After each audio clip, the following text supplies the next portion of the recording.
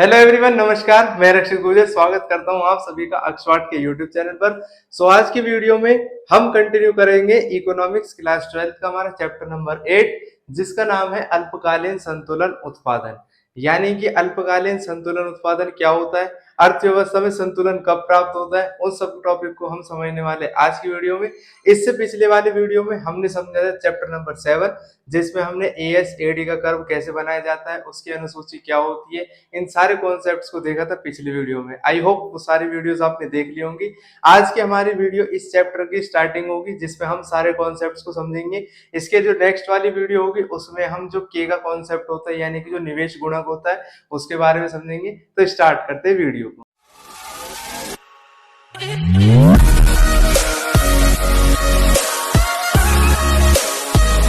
सबसे पहले जो इसका नाम दे रखा है अल्पकालीन संतुलन उत्पादन, तो हम पहले अल्पकाल का मतलब समझेंगे, उसके बाद में संतुलन का क्या मतलब होता है उसको समझेंगे, और संतुलन उत्पादन क्या होता है उसको समझेंगे। तो सबसे पहले अर्थशास्त्र में अल्पकाल का मतलब होता है, वैसे नॉर्मल भाषा में अल्पकाल का मतलब होता है थोड़ा टाइम पीरियड। अल्प का मतलब होता है थोड़ा, काल का मतलब होता है टाइम। तो जब भी थोड़े टाइम पीरियड की कहीं पर भी बात होती है नॉर्मल लाइफ में, तो उसका मतलब होता है अल्पकाल। अब इसमें अर्थशास्त्र में तो अल्पकाल का मतलब ये होता है कि जब उत्पादन करने में टेक्नोलॉजी में कोई परिवर्तन नहीं किया जाए तो वो अल्पकाल कहा जाता है। जैसे हमें पता है, अगर किसी भी चीज का उत्पादन करना होता है, किसी भी चीज का अगर प्रोडक्शन कोई भी उत्पादक करता है, तो उसको जो फैक्टर्स होते हैं प्रोडक्शन के वो चाहिए होते हैं। तो प्रोडक्शन के फैक्टर्स में एक टेक्नोलॉजी होती है जो बहुत ही ज्यादा महत्वपूर्ण भूमिका निभाती है, और एक होते हैं रोजगार, यानी कि जो लेबर होते हैं जिनको हम मजदूर कहते हैं। तो लेबर की मदद से और मशीन की मदद से किसी भी सामान को उत्पादन किया जाता है।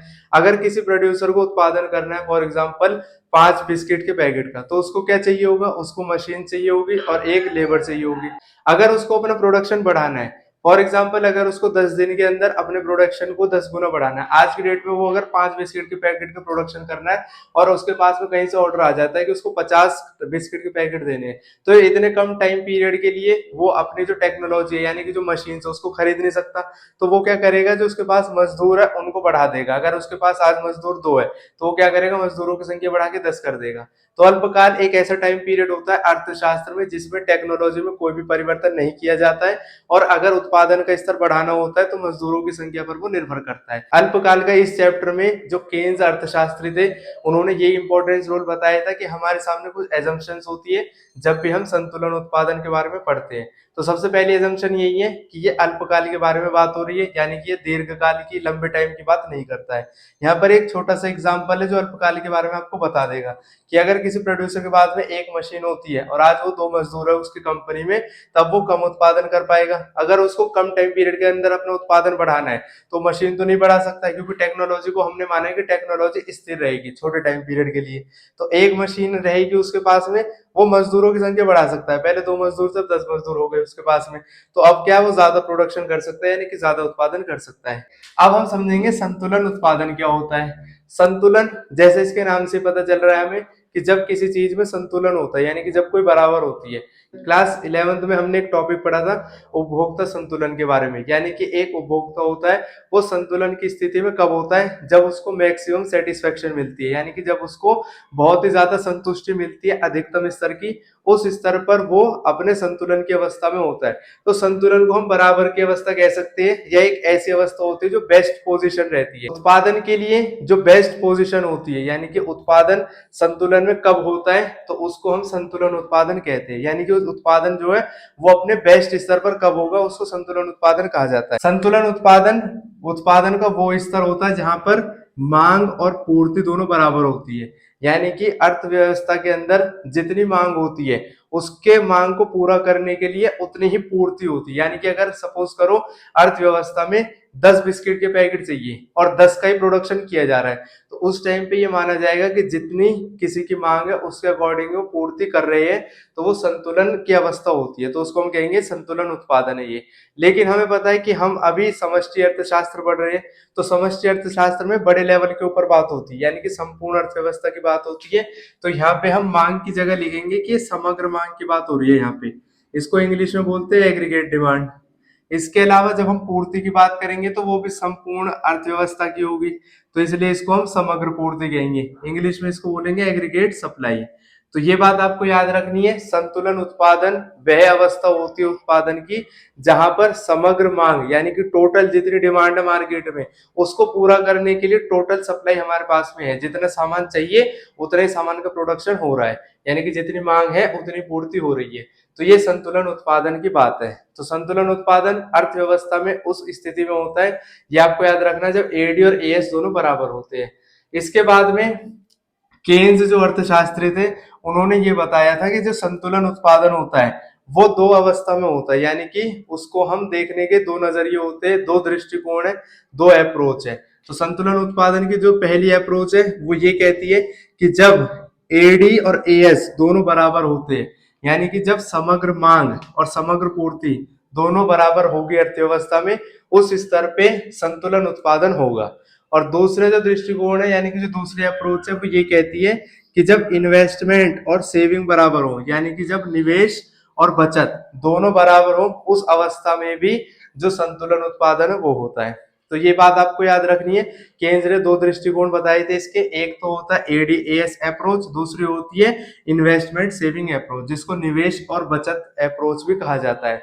अब इन दोनों में फर्क क्या है, जैसा कि हमने पिछली वीडियो में भी देखा था कि जो एडी और एएस है, तो एडी का फॉर्मूला होता है कंजप्शन प्लस इन्वेस्टमेंट, यानी कि जो एग्रीगेट डिमांड होती है उसमें उपभोग को शामिल किया जाता है और निवेश को शामिल किया जाता है। और इसके अलावा जो एएस होता है उसमें हम शामिल करते हैं उपभोग को और बचत को। अगर इस दोनों फॉर्मूले को हम ध्यान से यहाँ पर देखेंगे कि जैसे AD is equal to AS होता है, ये संतुलन की अवस्था होती है कि उत्पादन संतुलन होता है इस अवस्था में। अगर हम एडी की जगह पर सी प्लस आई लिख सकते हैं क्योंकि ये इसका फॉर्मूला होता है, बीच में इक्वल का साइन, और जो एएस है उसकी जगह पर हम सी प्लस एस भी लिख सकते हैं क्योंकि जो समग्र पूर्ति होती है वो उपभोग के और बचत के बराबर होती है। तो हम यहाँ पर देखते हैं कि सी से सी कैंसिल हो जाएगा और हमारे पास में इन्वेस्टमेंट और सेविंग बचेगा। तो ये दोनों फॉर्मूले सेम सेम ही है। तो ये दो दृष्टिकोण है संतुलन उत्पादन के, पहला वाला ये, दूसरा वाला ये। दूसरा वाला ऐसा क्यों होता है इसको भी यहाँ पर हमने समझ लिया है। अब इसके अलावा संतुलन उत्पादन से रिलेटेड जो एक टेबल है उसको हम देखेंगे। इसके बाद में संतुलन उत्पादन की जो दोनों अवस्था होती है, ये जो एडीएएस अप्रोच है और जो सेविंग और इन्वेस्टमेंट अप्रोच है, दोनों का डायग्राम कैसे बनता है उसको समझेंगे और दोनों को कैसे दिखाना है कि संतुलन की अवस्था कब होती है उसको हम समझेंगे। अभी संतुलन उत्पादन से संबंधित सबसे पहले हम इसका जो टेबल है उसको देखेंगे। ये टेबल इससे पिछले वाली जो वीडियो है उसमें भी हमने समझा था कि हमें सारे कॉन्सेप्ट्स में यही टेबल का यूज करना है। ये टेबल आसान होता है और आसानी से आपको भी समझ में आ जाएगा। जो इसके आंकड़े वो बार बार आपको बदलने की जरूरत नहीं है, या तो आप जो बुक के अंदर टेबल दे रखा है उसको याद करो या ये वाली टेबल है इसको याद कर सकते हो। तो दोनों में से किसी एक टेबल को फॉलो करो और सभी चैप्टर्स में उसका यूज करो। सबसे पहले हमें पता है इनकम को लेते हैं, तो इनकम जीरो लेवल से ही स्टार्ट होती है, 0, 100, 200, 300, 400, 500। यहाँ पे हमने अपनी इनकम लिख ली है। इसके अलावा इसके बाद में हम लिखते हैं उपभोग को। उपभोग हमें पता है जीरो लेवल ऑफ इनकम पे भी कुछ ना कुछ उपभोग किया जाता है, यानी कि जब किसी व्यक्ति की आय शून्य होती है तब भी वो अपना जीवन चलाने के लिए कुछ ना कुछ उपभोग जरूर करता है। उस लेवल पे जो उपभोग होता है उसको स्वायत्त उपभोग कहते हैं और उसको ऐसे लिखा जाता है। ये बात आपको पिछली वीडियो में मैंने बताई थी। इसके बाद में यहाँ पर हम उपभोग पहले 40 लेंगे, फिर 80-80 का गैप लेके उपभोग को हम लिख देंगे। उसके बाद में हमारे लिखा जाता है निवेश। निवेश को इंग्लिश में इन्वेस्टमेंट बोलते हैं इसलिए इसको आई से डिनोट कर दे। अब इन्वेस्टमेंट को हमने, जो निवेश है उसको हमने सेम माना है हर लेवल पे, यानी कि ये आय से स्वतंत्र होती है ऐसा हमने एज्यूम किया हुआ है। और अगर आय 0 होती है तब भी निवेश कुछ ना कुछ किया जाता है, अगर आय 500 तब भी निवेश सेम रहता है। तो निवेश को हमने हर लेवल के ऊपर 20-20 माना हुआ है। हमने निवेश लिख लिया है। उसके बाद में अब आ जाता है समग्र मांग, जिसको एडी बोलते हैं। अब एडीएस अप्रोच है तो यहाँ पर एडी का टेबल बन जाएगा। एडी का टेबल बनाने के लिए हमें पता है इसका फॉर्मूला होता है सी प्लस आई, यानी कि उपभोग जमा निवेश। तो सी प्लस आई हो जाएगा। अब सी को और आई को हम जोड़ते जाएंगे तो हमें एडी निकल जाएगा। 40 और 20 जोड़ेंगे 60 आ गया, 120 में 20 जोड़ेंगे 140 हो गया, 200 में 20 जोड़ेंगे 220 हो गया। इस तरह से जब हम इसको ऐड करते रहेंगे तो हमारे सामने एडी का बॉक्स बन के तैयार हो जाएगा, यानी कि समग्र समग्र मांग आ गया। उसके बाद में हमें पता है कि अगर समग्र मांग और समग्र पूर्ति यानी कि एडी और एएस अप्रोच बनानी है तो एडी के साथ साथ एएस को भी बनाना पड़ेगा। अब एएस का बनाने के लिए हमें जरूरत पड़ती है बचत की यानी कि सेविंग की। अब यहाँ पे हमारे सामने उपभोग दे रखा है, आय दे रखी है। हमें फॉर्मूला पता है कि अगर किसी व्यक्ति की आय होती है तो वो या तो उसका उपभोग करेगा और या फिर उसको बचत के लिए इस्तेमाल करेगा। अगर उसके पास में 100 रुपए है तो अगर उसने 80 रुपए की कंजप्शन कर ली है यानी कि 80 का उपभोग कर लिया है तो वो 20 रुपए की ही बचत कर पाएगा। तो ये फॉर्मूला हमें पहले से ही पता हुआ है। तो यहाँ पर अगर हमें सेविंग निकालनी है तो आय में से जब हम उपभोग को माइनस कर देंगे तो सेविंग निकल जाएगा।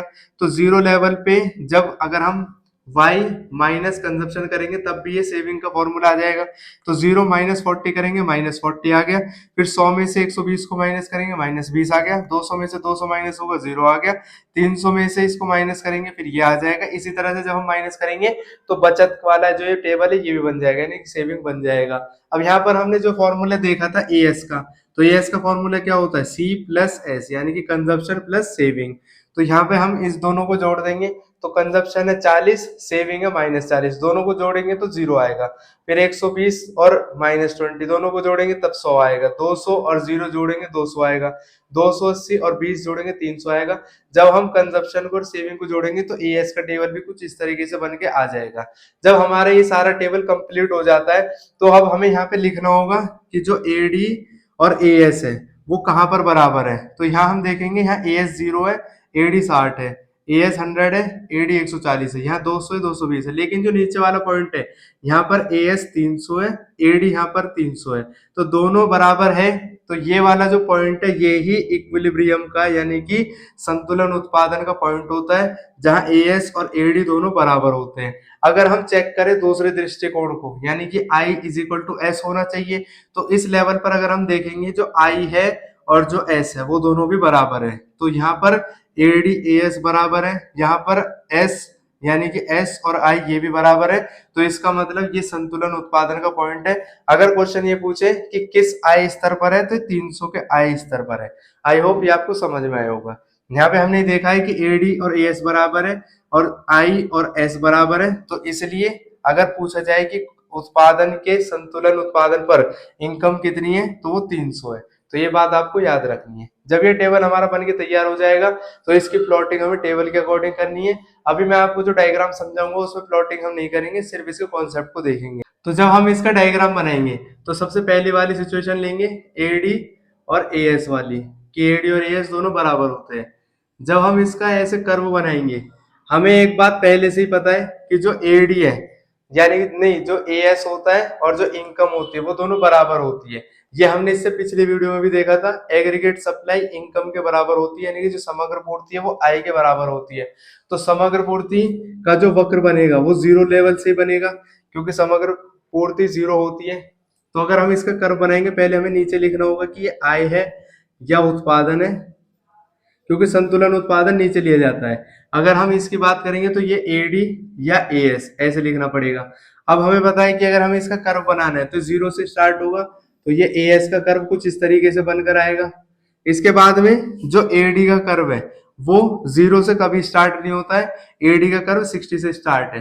तो हम यहाँ पे कोई पॉइंट मान लेंगे कि यहाँ से एडी का कर्व स्टार्ट होगा। तो जब हम इसको भी ऐसे एक सीधी लाइन में बनाएंगे तो ये एडी का कर्व बन गया। इतना पॉइंट बनाने के बाद में आपको लिखना भी होगा यहाँ पे कि AS is equal to C plus S होता है, AD is equal to C plus I होता है। जहां पॉइंट पर एडी का कर्व और एएस का कर्व एक दूसरे को टच करता है या इंटरसेक्ट करता है वही पॉइंट संतुलन का होता है। तो हम यहाँ लिख देंगे कि ये उत्पादन का संतुलन स्तर है, उत्पादन का संतुलन स्तर। तो ये बात आपको लिख कर आनी है इसमें कि उत्पादन का संतुलन स्तर है यानी कि संतुलन उत्पादन इस पॉइंट के ऊपर होता है जहां पर एडी का कर्व और एएस का कर्व दोनों एक दूसरे को टच करता है। नीचे हम आई को उत्पादन को मानेंगे, यहाँ पे एडी एस को मानेंगे। अगर हम दूसरी अप्रोच लेंगे जो आई और एस वाली अप्रोच है यानी कि जो इन्वेस्टमेंट की और सेविंग की अप्रोच होती है कि जब ये दोनों बराबर होते हैं वो भी संतुलन उत्पादन होता है, तो उसका अगर हम ग्राफ बनाएंगे तो उसको इस तरीके से बना सकते हैं। हमें पता है कि जो सेविंग होती है वो माइनस से स्टार्ट होती है यानी कि जो बचत होती है वो ऋणात्मक से शुरू होती है। तो ऋणात्मक को हम नीचे से स्टार्ट करेंगे, 0 से नीचे आएगा ये, और यहाँ पर हम जैसे हमने यहाँ लिखा था वैसे यहाँ लिखेंगे कि ये आय हो गया, उत्पादन, उसके अलावा जो ये वाला पॉइंट हो जाता है, यहाँ पे हम कर्व बनाते हैं आई का, यानी कि इन्वेस्टमेंट का और सेविंग का। जब हम सेविंग का कर्व बनाएंगे तो सेविंग कर्व कुछ यहाँ से स्टार्ट होगा, यहाँ से पॉइंट ऐसे आया तो ये हो गया सेविंग का कर्व। अब जो इन्वेस्टमेंट का वक्र होता है वो सीधी एक लाइन होती है, तो हम मान लेंगे कि ये सीधी लाइन है यहाँ पे। तो अगर हम इसको ऐसे ऐसे करके बनाएंगे तो ये इन्वेस्टमेंट का कर्व बन जाएगा, ये सेविंग का कर्व बन जाएगा जो नेगेटिव से स्टार्ट होता है। और उसके बाद में जो ये वाला पॉइंट है जहां पर इन्वेस्टमेंट का कर्व और सेविंग का कर्व एक दूसरे को टच करते हैं, तो वो संतुलन का पॉइंट हो जाता है। तो उसको हम लिख देंगे कि संतुलन उत्पादन यहाँ पर प्राप्त होगा इस पॉइंट के ऊपर। तो ये उत्पादन का संतुलन स्तर है।